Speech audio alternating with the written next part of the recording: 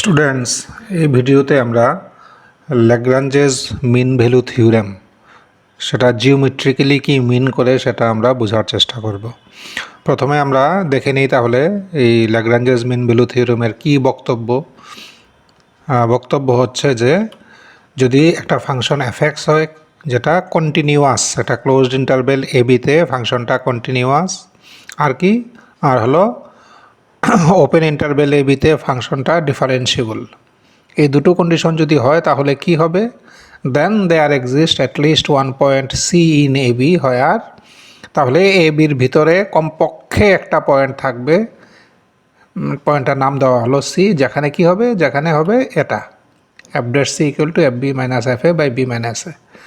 এবার এই জিনিসটা আসলে কি মিন করে আমরা একটু বোঝার চেষ্টা করি জিওমেট্রিক্যালি। তো তার জন্য আমরা এক্স অ্যাক্সিস ওয়াই অ্যাক্সিস নিয়ে নিলাম, আমরা ফাংশনটা প্লট করলাম। Suppose this is the curve y equal to f x. আচ্ছা, এটা হলো x equal to a point, এটা হলো x equal to b point, x equal to a আর এক্স ইকুয়াল টু বি। আচ্ছা, এবার এক্স ইকুয়াল টু একটা line হয়, এক্স ইকুয়াল টু বি একটা লাইন হয়, আমি দুটো লাইনই গ্রাফে দেখালাম। আচ্ছা, এবার কী বলা হয়েছে যে এ আর বির ভিতরে প্রথম কন্ডিশন অনুযায়ী এটা কন্টিনিউয়াস। তো সাধারণ সেন্সে আমরা কন্টিনিউটি বলতে বুঝি কি যে কোনো ব্রেক নেই। তাহলে দেখো এ আর বির ভিতরে কোথাও কিন্তু ফাংশনটার কোনো ব্রেক নেই, দেখো স্মুথলি চলে যাচ্ছে, কোথাও কোনো ব্রেক নেই, তাহলে কন্টিনিউটি স্যাটিসফাইড হলো। আর কি বললো যে এর ভিতরে ডিফারেন্সিয়েবল। তো ডিফারেন্সিয়েবল মানে হলো আমরা পেয়েছি যে ডেরিভেটিভ মানে টেনজেন্টের স্লোপ। তো ডেরিভেটিভ এক্সিস্ট মানে বা ডিফারেন্সিয়েবল মানে ডেরিভেটিভ এক্সিস্ট, এর মানে টেনজেন্টের স্লোপ এক্সিস্ট, এর মানে টেনজেন্ট এক্সিস্ট। তাহলে ডিফারেন্সিয়েবল বলতে আমরা বুঝতে পারি যে সাধারণ কথায় যে এই কার্ভের প্রতিটা পয়েন্টে টেনজেন্ট ড্র করা যাবে। তো একটু দেখে নিই আমরা তাহলে কন্টিনিউটি হলো ডিফারেন্ট। দেখো প্রতিটা পয়েন্টে দেখো ট্যানজেন্ট কিন্তু আমরা ড্র কয়েকটা পয়েন্ট আমি দেখালাম ড্র করে, প্রতিটা পয়েন্টে সেমভাবে ট্যানজেন্ট ড্র করা যাচ্ছে। এর মানে এটা কন্টিনিউয়াস ডিফারেন্সিয়েবল কার্ভটা, ঠিক আছে। তাহলে আমরা এমন একটা কার্ভ নিলাম যেটা এ আর বির ভিতরে কন্টিনিউয়াস অ্যান্ড ডিফারেন্সিয়েবল, কাজেই দুটো কন্ডিশনই স্যাটিসফাই হচ্ছে, আমরা এমন একটা কার্ভ নিলাম। তাহলে ল্যাগ্রাঞ্জেসের বক্তব্য হলো তাহলে এ আর বির ভিতরে কমপক্ষে একটা পয়েন্ট থাকবে, পয়েন্টটার নাম দেওয়া হলো সি, যেখানে কী হবে, দুটো সমান হবে, এফ ড্যাশ সি আর এটা f B minus F A by B minus সমান হবে। তো আমরা দেখি আসলে এই কার্ভের ক্ষেত্রে কি সমান হয়। আচ্ছা, আমরা দুটো পয়েন্ট, এই যে এটা কি, এই পয়েন্টটা হলো এ এফ এ, এক্সের ভ্যালু এ, আর স্বাভাবিকভাবে ওয়াইয়ের ভ্যালু, যেহেতু y equal to f x curve, ওয়াইয়ের ভ্যালু হলো এফ এ। সিমিলারলি এটা হলো বি এফ বি। তাহলে আমরা এ আর এই দুটো পয়েন্টকে জয়েন করে যদি একটা লাইন আঁকি, এই লাইনের স্লোপ কত হবে, আমরা জানি লাইনের স্লোপ এর ফর্মুলা তোমরা 11-12 পেয়েছো। লাইনের স্লোপ হবে this is the slope, difference of y coordinate by difference of x coordinate, এই হলো এই লাইনের স্লোপ। আচ্ছা, এবার আমরা দেখি যে এখানে কি বলছে, এফ ড্যাশ সি, আগে বোঝার চেষ্টা করি এফ ড্যাশ সি মানে কি। সি হলো এ বির ভিতরে কোথাও একটা পয়েন্ট।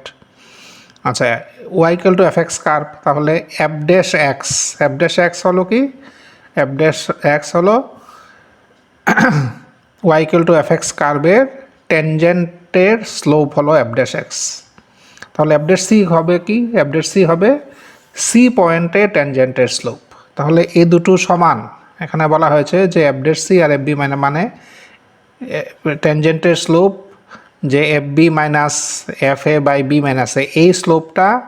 আর ট্যানজেন্ট যদি, এটা তো হলো একটা এ আর বির কানেক্টিং লাইন, আর ট্যানজেন্ট যদি ড্র করি তাহলে ট্যানজেন্টের স্লোপ সমান হবে। এবার স্লোপ সমান মানে কি, কখন স্লোপ সমান হয়, মানে লাইন যদি প্যারালাল হয় তাহলেই ওদের স্লোপ সমান হয়। এর মানে মুদ্রা কথা হলো যে এই লাইনের, এই যে এ আর বির জয়েন করার পরে যে লাইনটা পেয়েছি, এই লাইনের প্যারালাল ট্যানজেন্ট কার্ভের উপরে কোথাও না কোথাও পাওয়া যাবে, কমপক্ষে একটা পাওয়া যাবে। তো আমরা দেখি পাওয়া যায় কি না। আমরা দেখো একটা কিন্তু পেলাম, এই লাইনের প্যারালাল ট্যানজেন্ট। আর আছে কি, দেখো আরেকটা পেলাম, এই লাইনের প্যারালাল ট্যানজেন্ট। আর কি আছে, আর এখানে আমরা আরও ড্র করা যাবে, আমরা দুটো দেখালাম জাস্ট তোমার বোঝানোর জন্য। এখানে কিন্তু আরও আরেকটা অ্যাটলিস্ট আরেকটা দেখানো যাবে যে এই লাইনের প্যারালাল। তো কাজেই এটাই হলো ল্যাগ্রাঞ্জেস মিন ভ্যালু থিওরেম, যে কার্ভটা যদি কন্টিনিউয়াস হয় আর কার্ভটা যদি ডিফারেন্সিয়েবল হয় তাহলে কমপক্ষে একটা পয়েন্ট সি থাকবে যেখানে এফ ডেট সি আর F B minus F A by B minus এই দুটো জিনিস সমান হবে। সেম জিনিসটা আমরা এখানেও দেখতে পারবো যে এটা হলো y equal to f x curve. তো এ আর বি দুটো পয়েন্ট, এবার তাহলে এই দুটো পয়েন্ট জয়েন করলে যে লাইনটা পাচ্ছি আমরা তার স্লোপ হবে এটা f B minus F A by B minus এ।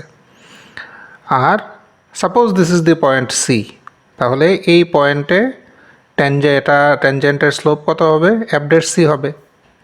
আচ্ছা, তো ল্যাগ্রাঞ্জের বক্তব্য অনুযায়ী কার্ভটা যদি কন্টিনিউয়াস, দেখো কার্ভটা আমরা যা ড্র করেছি এটা কন্টিনিউয়াস বোঝাই যাচ্ছে, এটা ডিফারেন্সিয়েবল, প্রতি পয়েন্টে ট্যানজেন্ট ড্র করা পসিবল, এটা ডিফারেন্সিয়েবল। তাহলে কি হবে? তাহলে এ আর বির ভিতরে কমপক্ষে একটা পয়েন্ট থাকবে যেখানে এই দুটো সমান হবে। এর মানে এটার স্লোপ আর এটার স্লোপ সমান হবে, এর মানে এই লাইন আর এই লাইন প্যারালাল হবে, সোজা কথা।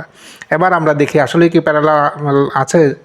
দেখো এই পজিশন থেকে বোঝাই যাচ্ছে যে এটা এই দুটো প্যারালাল, এর মানে এই দুটোর স্লোপ সমান। এটার স্লোপ হলো এফ ডেট সি আর এটার স্লোপ হলো F B minus F A by B minus A, তো বোঝাই যাচ্ছে। এবার যে কোনো সময় কি সমান হবে দেখি আমরা, এ আর বি একটু চেঞ্জ করি। দেখো এ আর বি চেঞ্জ করলাম, এই লাইনের প্যারালাল আমরা একটা ট্যানজেন্ট পাচ্ছি। এটা বিকে সরাই, দেখো যে কোনোভাবেই তুমি পজিশন নাও না কেন এ আর ভির ভিতরে কমপক্ষে একটা পয়েন্ট পাবে। এখানে আমরা গ্রাফটাতে একটাই পয়েন্ট দেখালাম, কিন্তু একের বেশিও থাকতে পারে। মিনিমাম একটা পয়েন্ট পাওয়া যাবে যেখানে এই দুটোর স্লোপ সমান হবে। তো এই হলো ল্যাগ্রাঞ্জেস মিন ভ্যালু থিওরেম। এখানে এই ফিগারে একটাই পয়েন্ট আমরা দেখালাম, একের বেশি পয়েন্টও হতে পারে, এই জন্যই বলা হয় there exist at least one point c, একের বেশিও হতে পারে। তো এইভাবে আমরা জিওমেট্রিক্যালি ল্যাগ্রাঞ্জেস মিন ভ্যালু থিওরেমকে আমরা ভেরিফাই করতে পারি। আমরা আরেকবারও দেখে নিই, এ আর বি আমরা যেইভাবেই এ আর বিকে আমরা পজিশন করি না কেন সবসময় একটা পয়েন্ট সি থাকবে যেখানে এই লাইন আর এই ট্যানজেন্ট সি পয়েন্টের ট্যানজেন্টের স্লোপ সমান হবে।